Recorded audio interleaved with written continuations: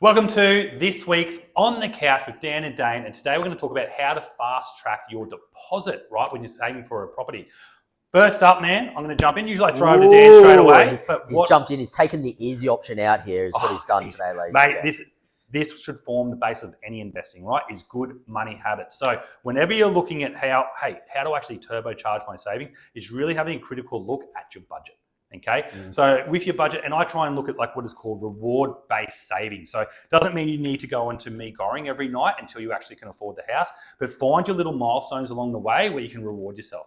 That, sushi place you go to every second Tuesday now might just be a monthly thing. Or once you get to $25,000, you're going to do a weekend away. Like, make it something that's enjoyable and make it reward-based. Because if you don't make it reward-based, I know that old saying where they say, save for a rainy day. You're like, well, fuck, when's this rainy day going to happen? Yeah. You want to actually have little things that help you get there. Hey, when I do that, we're going to fly away. We're going to spend a couple of grand. We're going to Bali or something like that. Make it reward-based, and you're going to find that you're going to have a much better success rate of getting to your goals. Absolutely. I think those tactics that Dane's talking about there, he's always going to hit you there, because every time you're buying a property, you're going to need a mandatory 5% deposit, okay? So you're going to need Dane's tools for the 5%. From my perspective, the next way you do it is you really supercharge your savings or the money at your disposal by maximising the government grants that you can get out there. So it's not just as a defence member, you're like, sweet, I get my HPAS, I get my DOHAS, and I'm off and racing.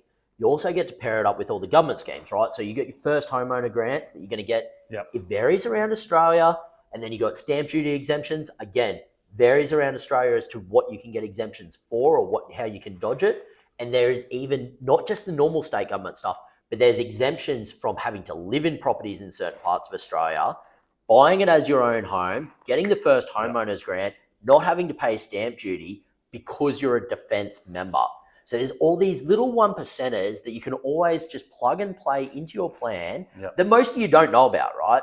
You probably got a couple of little snippets out of this today because you're like, oh, Dan's told me about it, a couple of little, I've given you the breadcrumb for you to go and follow and dive down into all the policy out there.